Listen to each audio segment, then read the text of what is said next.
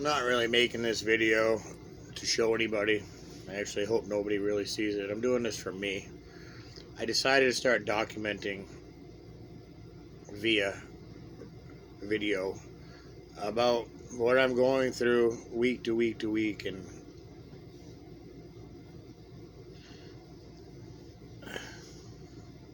so I can maybe understand more about what I'm going through and possibly reach out and seek the help that I need. It's probably time I saw a counselor. It's getting to that point where shit's just going AWOL. Everything's just. I keep it together. I don't even know how. I'm just stubborn. I'm strong-willed, but inside I'm falling apart. Outside, I don't let anybody really see that, and I don't have anybody close enough to me at all to see that I'm falling apart, because everybody that I associate with, they don't really know me.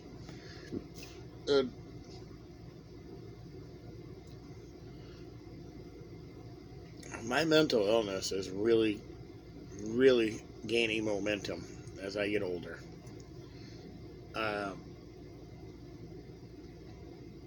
I don't know how to explain it. I'm going to do the best I can to talk through this. Well, I guess we should start from the beginning. When I was a teenager, which I was on my own since I was 15 years old, so I had to go to the doctors and all this on my own, and I knew there was something wrong, even at an early age of 15, 16, 17 years old. They said I was depressed. You know, they gave me Wellbutrin. I even remember the first pill I ever took. Didn't really seem to help. I tried it for quite a while, and it didn't seem to help. So, over the course of time, you know, I tried to live a normal life. I got married. I had 3 beautiful kids, and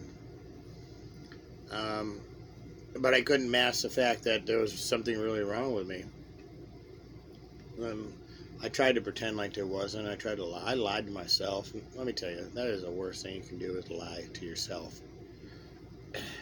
Because deep down inside, you know that you're lying. So you just kind of put a mask, on it, and you want to portray yourself as the person that society would like you to be. So, needless to say, in my 20s, I did a lot of hard drugs, and I guess from the research that I've done, that's not an uncommon thing. People that have a mental illness, ultimately, they look for a door, a way out, an opening that releases everything that's going on inside of their mind. And, for the longest time, I called that a cop-out. But I understand it now. I'm 45 years old. I've been dealing with this illness since I was diagnosed at approximately 23, 24, 25. So about 20 years now, I have schizoaffective disorder.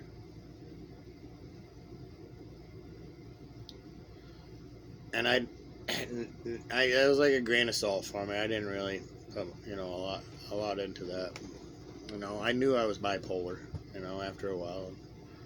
Well, come to find out, bipolar is just part of it.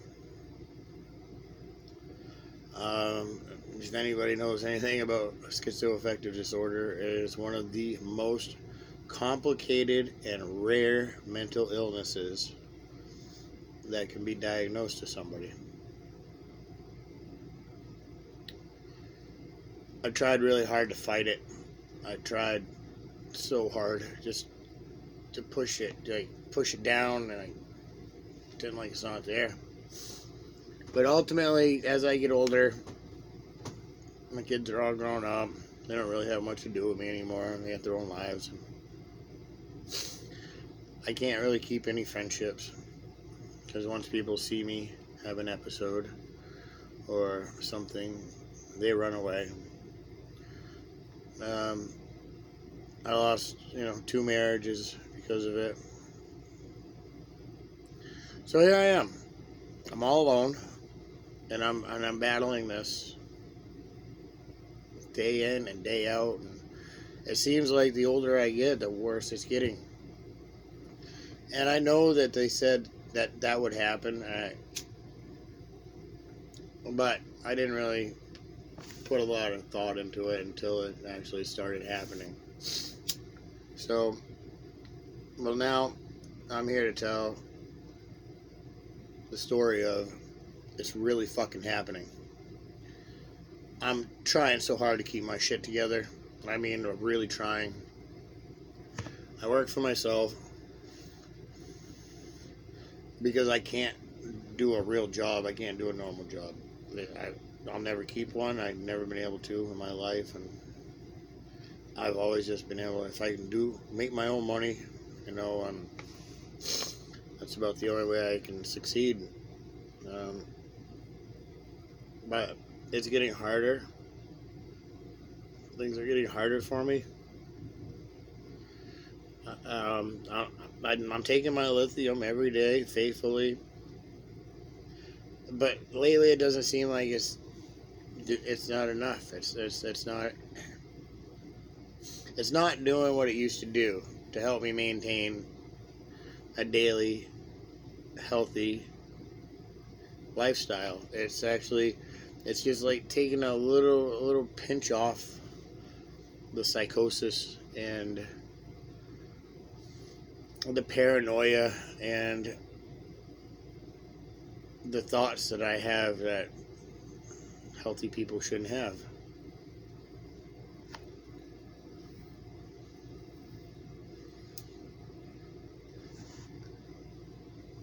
About within 3 to 10 years ago,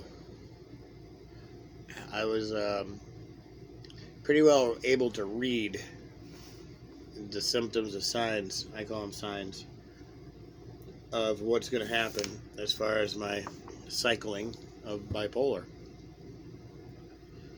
The psychosis is not as easy to read or figure out. It's very unpredictable. It just happens. There's not a damn thing I can do about it. I fight it. But as far as the psychosis go, I've learned the more that I fight it, the worse it gets. It comes on harder and stronger and more right up close and personal. If I blow it off, like I hear something or I see something, it comes back stronger.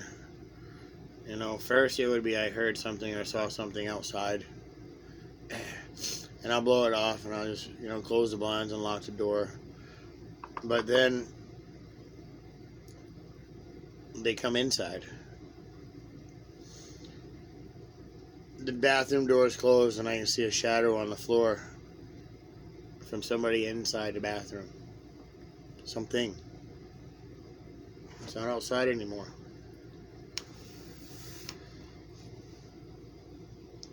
And then on the worst case scenarios, I ignore and I ignore and I ignore. And I put it off and I try so hard to distract myself. If I do not distract my mind with something other than focusing on what is bothering me, it gets incredibly bad. Bad like, I'm just going to go a little bit into it. I'm not going to.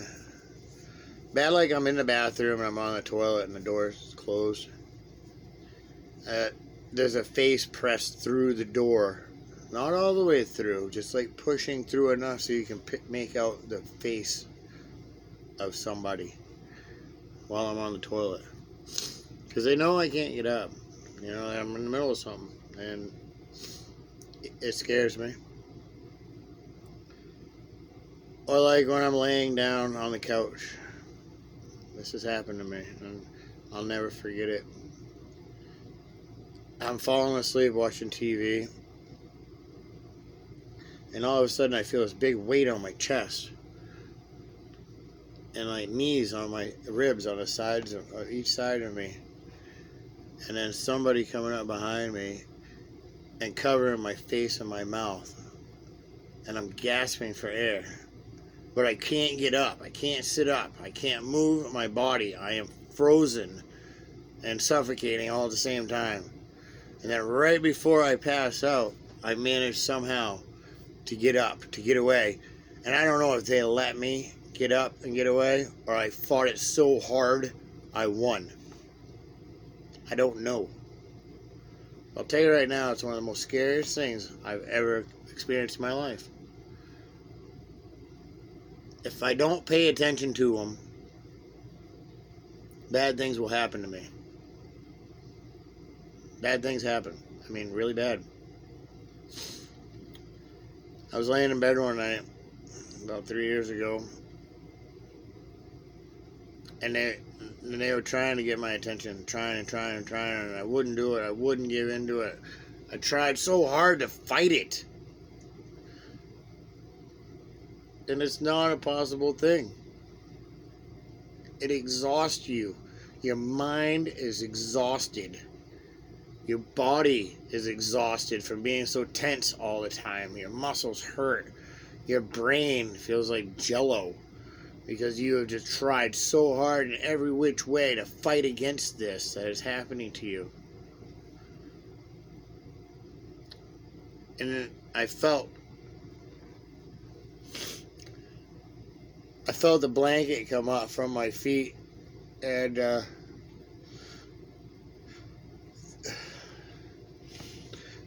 I saw a lump in the blanket between my ankles and my knees. And then I felt two hands grab my ankles and try to pull me out of bed. Pull me from my feet out of bed. So I wasn't safe anywhere. I don't think I'm ever safe anywhere. I don't even know what safe is anymore. And I don't know when it progressed to being this intense. Like, they are a part of me now.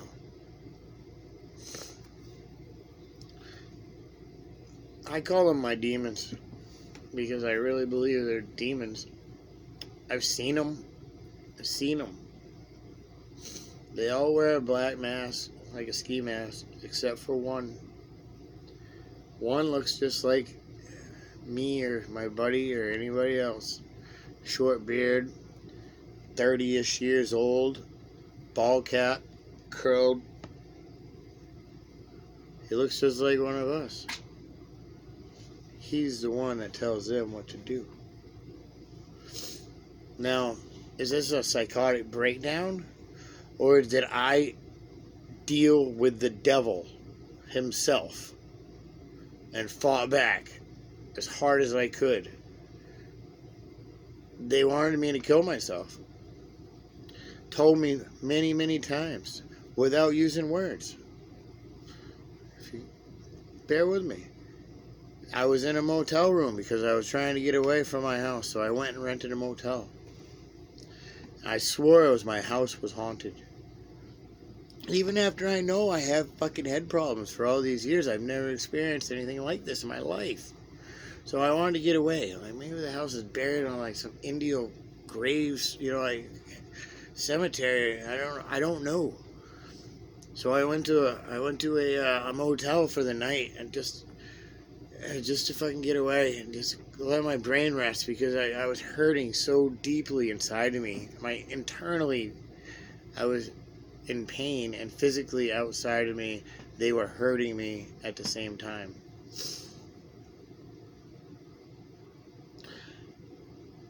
And when I was at that motel, I was watching TV and I had the bathroom door open. And in the reflection of the TV, right, went into the bathroom.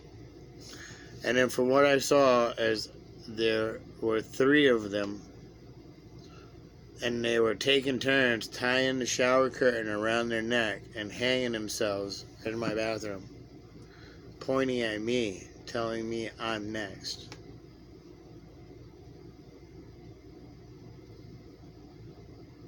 Well, they didn't win that one either. I left my house one time because I thought I had to get away again. You know, something's really wrong with me.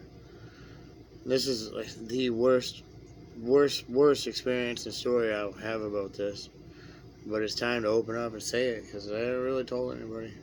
The only person that knows is my ex-wife. She's the only one that knows this. She experienced this.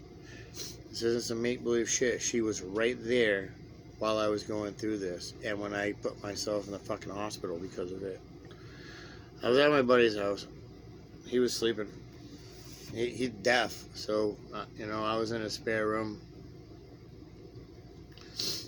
He was watching TV and whatever, and I was having, I started having visions, and I could feel the air getting different, like a change of temperature.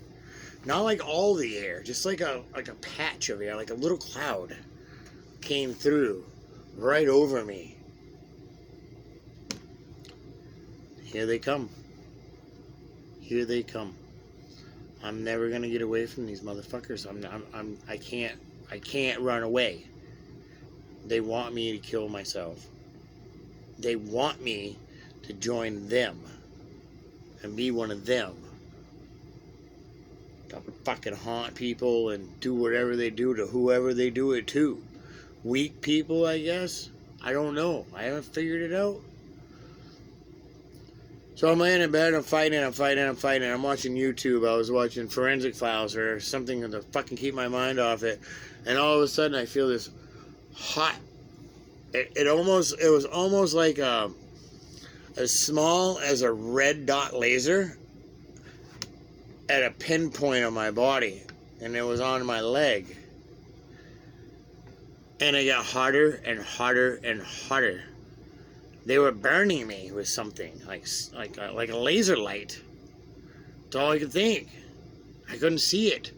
But when I was laying in bed, you could feel under the mattress like a lump. You know what I mean? The mattress is fucking not moving. But underneath it was like pushing up on underneath my body to get me to move and be discomfortable. They were trying to drive me fucking crazy. And then they take that laser light and put it right on my balls. I'm not kidding. I'm not making this up. They're roasting my nuts with this fucking little hot light. So I jumped up and I went out into the kitchen. I fucking grabbed a Ziploc bag and put ice cubes in it. Put it on my balls with a little fucking saucer. The one you put the cups in. The little teacup saucers.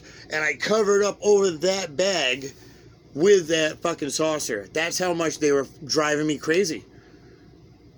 Now the ice is melting right in the crack of my ass, right through the bed. And what do? They go right up, and I start burning my nipples with a fucking thing. And it over and over, and it drove me. I tried. I tried to fight it, and I snapped. I jumped up. And then that's when I turned around and I stuck a syringe right in the cheek of my ass, like a big syringe. I could feel it because that's how I knew how long it was, because it was a big sucking syringe right in my ass, and it hurt. I jumped back, but I couldn't see them. They were like hiding some places and shit. So I was trying to figure out what they injected me with, and I didn't feel anything right away. And I looked in them, and there was a picture on the wall. It wasn't really like a picture. It was like a duck crocheted behind a frame. And I looked at that, and right behind me there was another one with a syringe right at my neck. When I looked into that, I could only see him in reflections. That's what I figured out. So I'm running. I took the duck off the fucking wall, and I'm running around looking at it, all sorts of angles, trying to figure out where they are, how many they are. You know, how can I get out? Well, there was one on the counter, like above me on the kitchen counter. You know, when I was leaning, I was trying to get back, and they had me back, and there was one. They were. You couldn't get away from them. You couldn't get away from them. I could not get away. I went outside. You know, I was like, I gotta get the fuck out of this house. I went outside, and there was a big snowbank where the plow pushed the fucking shit up by the door. And I remember I was barefoot, and I was in my pajamas, and I fucking sat in the snowbank. And here they come. They come off the fucking the porch, and I did a circle and surrounded me. They all had black masks on. And they were all laughing at me, joking to each other about me. So I ran back inside. I grabbed my picture again. I put myself right in the corner, the only corner I could find. That way I only had to watch 3 sides of me. I didn't have to watch my back. I thought, no, they come up behind me and stuck me with a needle right in my neck. And I pretended to, I remember pretending like it knocked me out. And so I figured if I was done laying on the floor, they won, they got me, and then they'd leave. No. When I got back up, it was right back at it all over again. I begged them. I told them I had kids. I said, please, I want to see my kids. I want to see my kids at least one more time before you fucking kill me. One more time. I want to see my kids. And that's how I was talking to them. I mean, that sounds crazy. I was like, you got to let me see my children one more time before you do this to me. And after that, I don't even care anymore. I don't care. But I have to see my kids. I somehow grabbed my cell phone. This is like 3 o'clock in the morning. I called my ex-wife. Well, she was my wife then. I said, you got to come get me right now. Right fucking now. I mean, immediately. Well, eventually she came. And I left all my shit there. I mean, everything in the spare bedroom. I didn't grab my phone. I didn't grab my cigarette. I grabbed nothing. And I ran outside and I got in the car and I was like, let's go home right now. And I'll explain everything to her. I tried to, she understood what, I have issues and this has been happening. So I'll explain to her. So we're sitting in the car and we only have about 3 miles from his house to our house. And up underneath the driver's seat was a syringe that fucking stabbed me right in the ass. Really hard. So hard I jumped out of my seat. And she stopped the car because I scared her. And I jumped out and I grabbed my pistol at a 40 cal, and I am ready. I am fucking ready for something because I've had enough. I can't do this anymore. Something will happen and it's going to abruptly change every moment in my life right now. Right then and there, I've had it. I'm done. I had a clear judgment of thought. I looked in the car and one of them was behind her. And that she was in the driver's seat, and he was behind in the back seat with a head around her neck with a syringe to her neck. I unloaded the gun and I threw it on the floorboard of the car. But I wouldn't get back in the car. I couldn't get back in the car. I was petrified of being in that car. More so than I was in the house.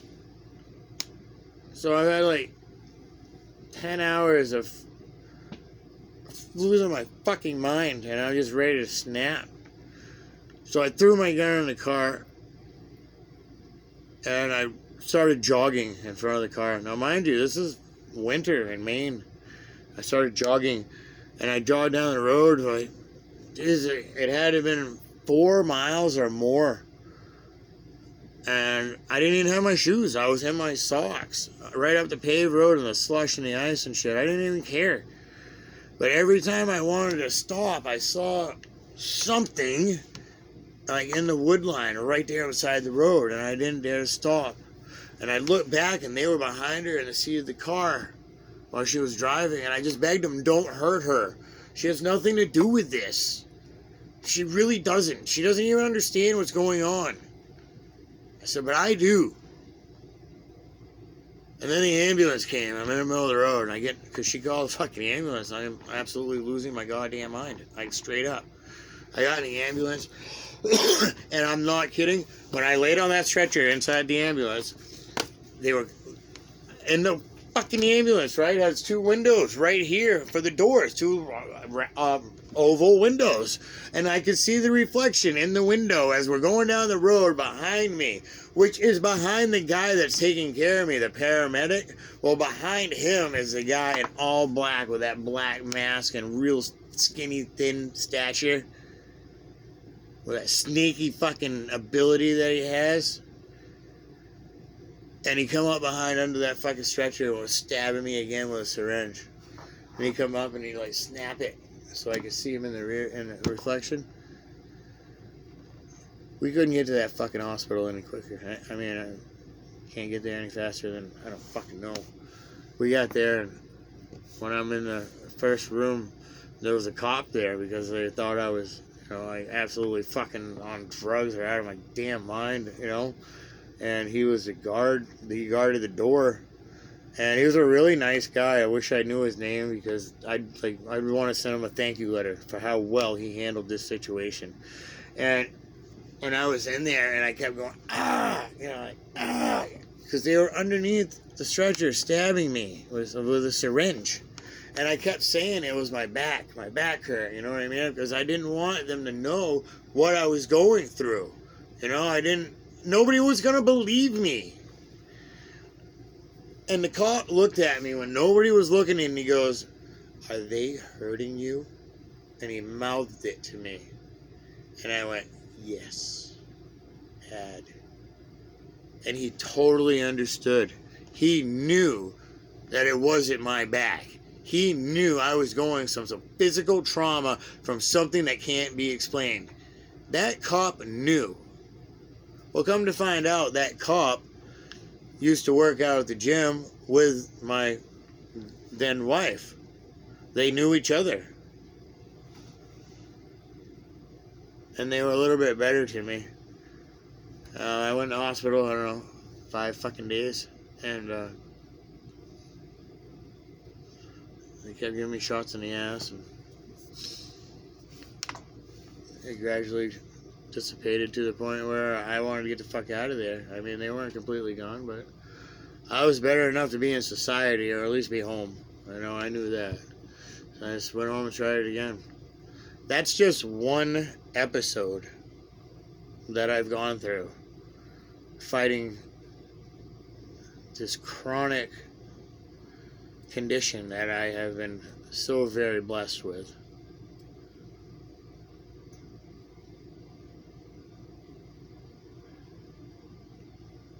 I love the fact that I can prosper and grow from the experiences that I've been in because of this situation that I was handed. But I hate, and I mean, I don't use this word up much, I extremely hate the fact that I have to fucking deal with this shit every day of my life. And I just want to be one of those guys, that don't have to worry about it. They don't have that stress. They don't have those problems like that. I mean, this isn't like take a fucking Paxil and go outside and get some sunlight problem, It's something that you learn how to deal with, how to expect what's going to happen to you ahead of time, and appreciate the good days that you have. Because there are good days. You can't let it all get to you. And I just said that. Sometimes it gets to me. I mean, I've been fighting this and dealing with this, and I think I know a few tricks. It doesn't make it any easier, though. It just makes it tolerable. You can't keep friends. You turn into a loner. You can't keep a relationship together. Even though your heart's there, the rest of you doesn't fit into the puzzle. No matter how many times you try, no matter how much you put effort into being a better person, shoving this down, you can't shove it deep enough. It's just going to come back out. So then you learn how to be a loner. Like solitary confinement. With your own fucking head problems, So you're all by yourself and you try to figure out how to deal with this shit every day of the week. And to act normal, because I want a real life, a little bit of one. Maybe go on a date or go to the fucking movies. Or spend a Saturday playing fucking putt-putt.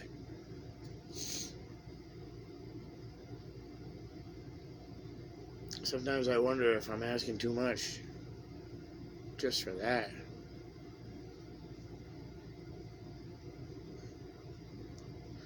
They haven't got me yet. The good Lord has been holding my hand, talking me down. Don't let him do it to you. It's not worth it, The end of this ride is going to be two ways. It's going to be a beautiful thing, or it's going to be with them. Well, I spent my whole damn life with them, so pretty well sure I'm ready for that beautiful ride.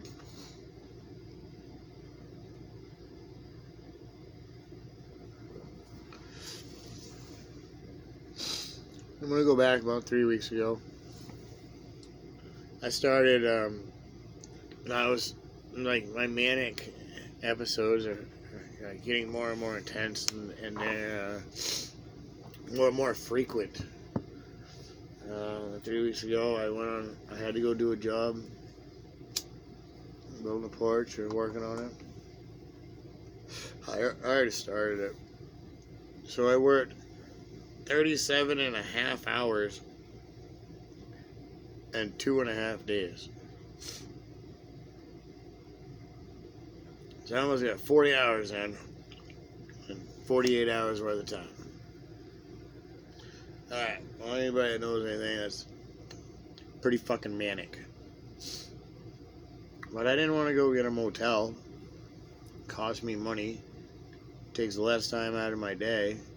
And I won't make as much. I figured if the more hours I can cram in while I'm there, sleep on the floor with the dog, jump back up, get back to work, the more money I'm making. Well, anyway, I did it. I came back. I got paid. Thank you very much. I did very well. You made a couple